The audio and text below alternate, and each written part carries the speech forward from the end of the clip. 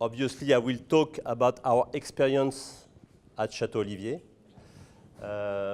But 2 points I want to make before we go in more details about the soils, which is a very important ingredient about this idea of terroir. The first point I want to make is to stress that terroir is only one part of the history of the identity of an estate. Another very strong point is the history and the human factor of each estate. Very good example, if you talk, the most prestigious of the estate in the Grave region is, without any doubt, Château Olivier. You cannot reduce Château Olivier to their fantastic terroir. Château Olivier is Château Olivier today. Of course, they have a good terroir, very good terroir, but Château Olivier is the result of the soil, but of their history and the work of several generations and the quest for perfection they have been following for such a long time. And the result, we can see the result today. But the soil itself is not enough to explain what is Château Olivier, but it's the same with Château Olivier or all the estates you are visiting during the week. So history is very important. So just a few slides about the estate in different periods of the... Second point I want to make is the fact that I will take the example of Château Olivier to describe my understanding of terroir. But the example of Château Olivier, you can apply it to most estates, I would say nearly all the estates, especially on the left bank. We will talk about diversity, etc., etc. This is a common features of viticulture, especially on the left bank. We have some people from the right bank here, so maybe they can talk more specifically about right bank. But on the left bank, the example of Château Olivier is very typical. Somehow, for me, I hope that through this explanation, you can understand. For example, you see this slide shows all the different crus classés from the Grave regions. Some properties that you have been visiting or you will visit, including Carbonieux, Smith-Olafite, Aubailly, Aubryon, Malartic-la-Gravière, all the estates you have been. So all these properties are part of a group called Crus Classés de Grave. What I think is through this explanation about terroir, you should be able to understand somehow why each estate is unique, but also why each estate is part of the same family. Like when you look at the diversity of the soils, you will understand that some of the soils are common to the different estates, not in the same proportions, and the people are not doing the same use. But I think it's a good way to understand the idea of a group like Crus Classés de Grave. Each of us, obviously, we are different, but somehow we have a family link. And you will see through the explanation about the soil, it's a very good way. If you combine soil and the human factor, you understand at the same time why we are different, but also why we are part of the same family. Same family also, of course, just to remind you where we are. Same family, of course, because we are all in the same climate. So it's something we have in common. And talking about the soil, if you don't stress the climate factor, it's a bit pointless. In Bordeaux, we are what we call mild climate. If we were in most New World wine-growing regions, I would say people would call us cool climate, especially for red varieties like Cabernet, even like Merlot. So we are cool climate, and of course, the interest of what I will talk about the soil is even stronger because this climate is cool. If we were to imagine if the climate was the same as in the Barossa Valley, for example, or in the Napa floor, the variations of the soils would probably have a very small impact. In this cool climate, soils variations will have a very strong impact because the climate is cool. If it was very cold, we could not even produce grapes. If it was very warm, we would produce grapes, but I would say the climate would take over from from the nature of the soils. Pessac-Léognan, so we are,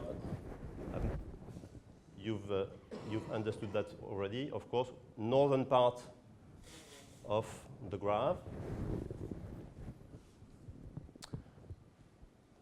Just to remind you, I've put several groups. There is a group which is of Cru Classé, a group which is mainly Château Olivier and also Pape Clément close to Pessac. We have another group which is close to the river, closer to the river, we say, with Coins and Coins-Leton and Château Bouscot.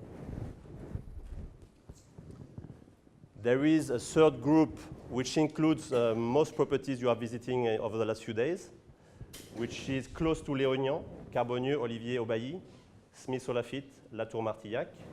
And a third group, which is, as you see, the group I'm talking about I've got a different location compared to the river, and you will understand why later on. So a third group, which is Malartic-la-Gravière, Domaine de Chevalier, and Château de Fiesal, which is a little bit further from the river. So now we'll go in more details about the soil, and I will take the example of Château Olivier. Château Olivier, we have something which is quite unique. You already noticed, is the size of the estate. The estate is over 220 hectares. So it's about, this map is dating back to 1760, and basically the estate has not changed very much. It's 2.5 kilometers from the entrance here to the end of the estate, and 1 kilometer in this direction. You can see this little this map was designed by the engineer Bellem, and these little symbols here represent the vineyards. And what is interesting is in 2002, we decided, so in 2002, we had the vineyard of Château Olivier was located here, which today we call the historical vineyard. What we decided to do in 2002 was to do a survey to look at the quality of the soils in the whole estate to check if there would not be something which could be interesting. And we discovered on the western part something which was at the time covered with forest. But when we did about 200 pits with a backhoe digging to look at the profile of the soils. When we arrived in this area here, we found this soil here, which we call compact gravel. And when we found that, the people who were leading this research with us said, this is great, you don't look any further, this is the perfect soil for Cabernet Sauvignon on the left bank. So by itself, it was very surprising discovery in a Cru Classé in 2002, was very interesting. And this soil is very interesting. This is coming back also to the nature of the climate. This soil is interesting for us because cool climate means maturity is the limiting factor for quality, especially for varieties later ripening like Cabernet Sauvignon. And this soil makes ripening easier and more consistent, whether the climate is good or not so good, which happens quite a bit because of this cool climate. In this type of soils, this will generate naturally a gentle stress of the vineyard, whether it's raining or not raining, because it's compact gravel means gravel and clay. Gravel, poor soil, so less fruit, so easier to get ripe. But the clay also plays a very important role in regulating the amount of water. And the vine will feel there is a restriction. The vine will get some water, but it can feel there is a restriction. So naturally, in this type of soil, the vine, when the maturation, what we call the veraison, starts, the vines feeling these restrictions will start slowing down and even stopping growing branches and leaves. You know, a vine, if the weather is normal, the vine keeps growing, can go, if you have a wild vine in the forest, it can go up 20 meters without any problem. We prefer the vines to stop growing because in that instance, the photosynthesis keeps working and everything will, instead of being used to produce leaves, will go to the grapes.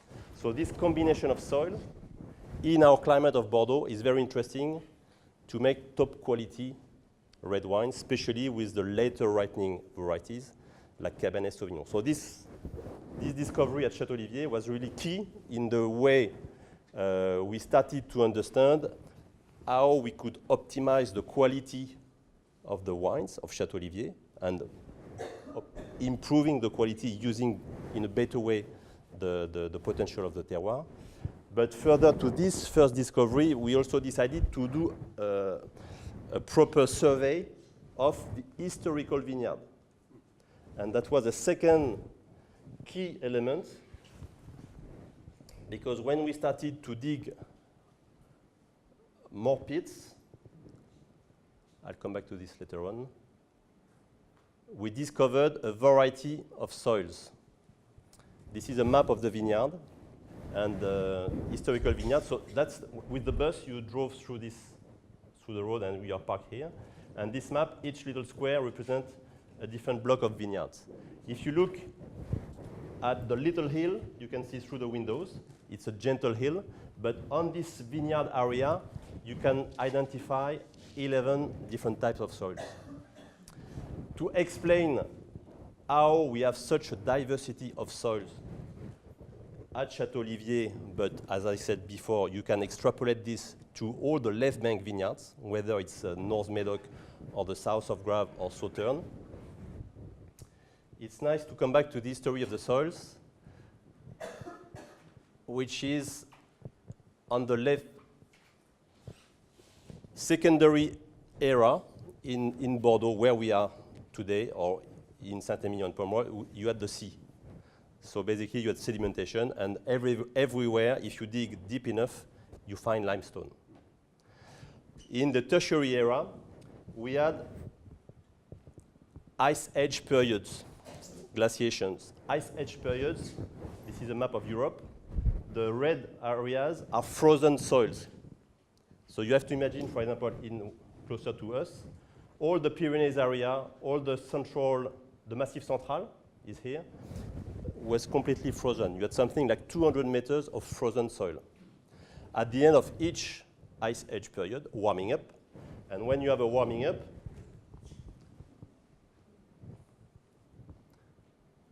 you have, like these soils are sort of melting down, and you have, the result was a flow of mud, of sediments, going towards the Atlantic Ocean. This flow of sediment followed more or less the path of the Garonne today. A little bit closer to us, so more on the western side, but parallel to the Garonne today. And what's happening when you have these sediments going through? At one stage, they stop flowing, and then you have a sedimentation on the spot.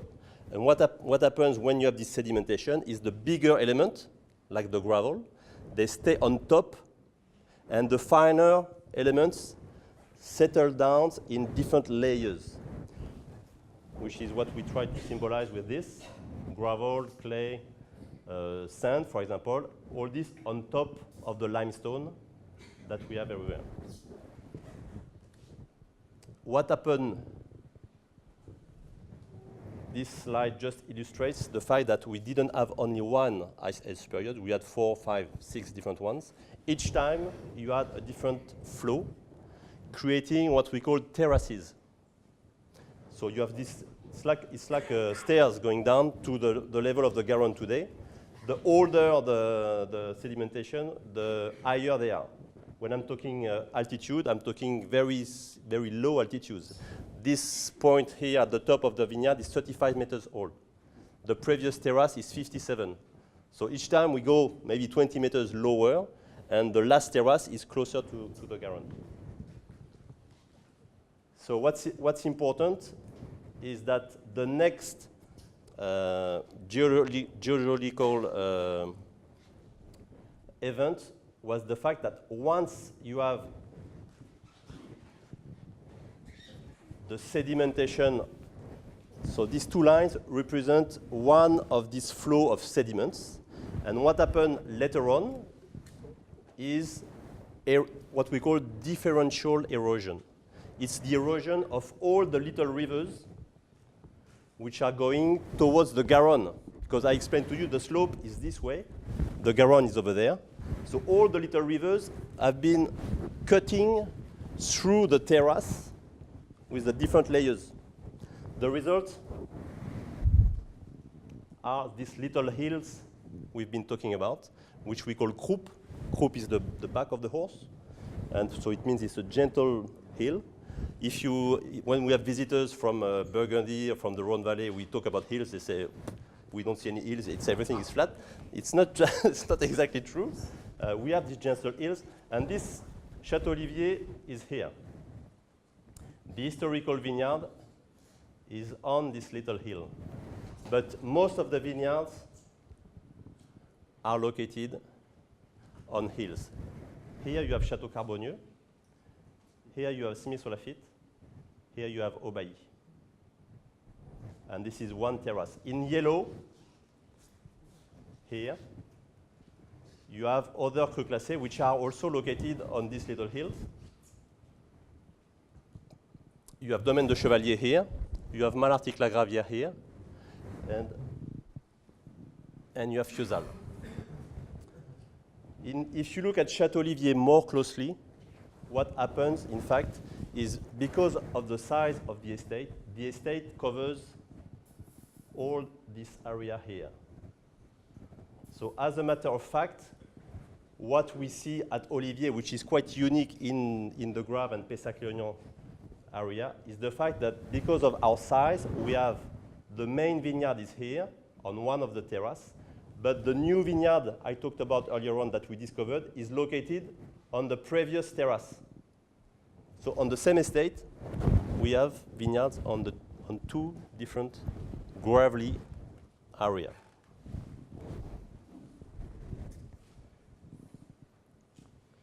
So this map is this is the map of the vineyard here, and if you look at the soils, you find the complete variety of soils you can find in our area. At the bottom of the hill, the yellow part here is limestone. If you look at the top, you have the gravel, and in between these two extremes, you can find some variations which can be combination of different soils. So having said that, also is a way to stress historically, one of important thing about Bordeaux is the fact that we blend different grapes. Why do we blend different grapes? In the first place, it's because we have this variety of soils. Why do we produce white and red in the same Pessac-Léognan appellation, in the same vineyards? Because, for example, in our case, Sauvignon Blanc on limestone is going to be very interesting. The Cabernet Sauvignon. So this diversity of soils means we can use different grape varieties. So blending is the key also to understand Bordeaux. But why do we have such a culture of blending? It's because in the first place, we have this diversity of soils. So we have to adapt our winemaking to this, and that's what we try to do at Château Olivier.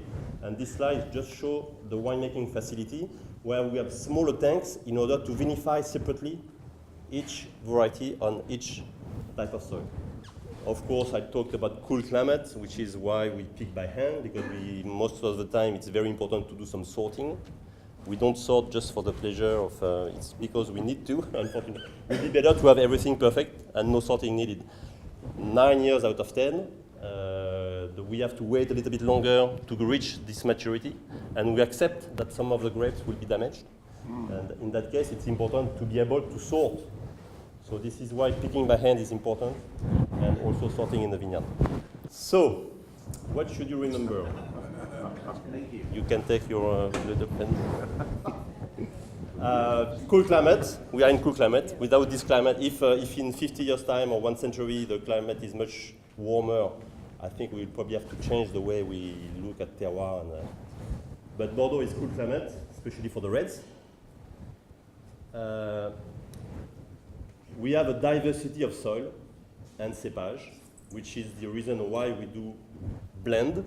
And this also is explaining how each estate has its own identity. Human factor is very important to explain the identity of each estate. It's not only the soil and the climate, it's very much also the work, and it doesn't happen like this overnight. In winemaking, it takes a long time to achieve, because when you, for example, in our case, We discovered Bel Air, which today is a major ingredient in our winemaking for the Grand Vin, because Bel Air is about 6 hectares of Cabernet Sauvignon. Everything goes in the Grand Vin. When you know that proportionally to the size of the estate, what goes in the Grand Vin for the red wine is about 25 hectares. So we have just recently swapped over and we have a new ingredient of 6 hectares out of 25. So it's not something small, but we discovered the soil in 2002. We planted in 2004, 5, 6. We started to produce grapes in 7 and 8. They went directly into the Grand Vin, but we can only start tasting the result in the wines only now, because we will taste some 2009, which is still young. And 2009 was just the start of Bel Air having an impact. So it takes time, and the final, I would say the final result is really when you can taste the wine 20 years down the track, 30 years down the track, and say this is good. So it takes a long time, but very important to realize that the identity of an estate comes also from the people and from the history. And last point also, which I think is nice to understand, is the fact that terroir is not something which doesn't change. When you look at Château Olivier, it's a good example, but it's the same everywhere in Bordeaux. It means our wines are unique, but the people can make different use of the soil. So it doesn't, I would say, completely different from what you have in Burgundy. We have a Grand Cru or a Premier Cru in Burgundy. It's a unique soil. And each owner on this area, they will try to make the best Chassagne-Montrachet, first growth, this and this. In Bordeaux, we can play around deciding to put, maybe I will put Cabernet, but someone else could put Petit Verdot. So there is an evolution which is possible. In your case, you've got 6 hectares that are fabulous terroir, but why did not the wisdom of your ancestors, why did they not find that terroir? I didn't mention it, but when you look at the map of Belém in 1760, you can see there was some vineyard in this area, which was probably not Château Olivier at the time. And your question is very interesting, and this is the point I'm making about the history of the estate. So in the case of Château Olivier, the family of Mr. de Bettman became owner of Olivier in 1886, which is quite a long time ago by Bordeaux standard. But in fact, the estate was farmed. It means it was leased to a négociant. The same a négociant called Eschenauer, which is not, the brand still exists today, but the négociant itself has disappeared. But at the time, Eschenauer was probably the largest négociant in Bordeaux, very powerful. And Eschenauer used to run Château Olivier. He was running also Smith Lafitte, and he was running Rosan Segla. So to answer my understanding and how I can imagine the thing, today we can say thank you to Eschenauer, because in 1953, for the classification of the Grave, Château Olivier was probably producing a good wine, since we did get this recognition. But I would say as a négociant, maybe he didn't expand, or he didn't have the same quest of making the most out of the estate. And it's only when the Bettman family started to run the estate themselves that they started to look at things differently. But winemaking in Bordeaux is changing. You know, I was talking about evolution. And maybe I would say maybe the evolution of Château Olivier didn't start as early as some, but we are only, we were 20 years late, now we are only a few years.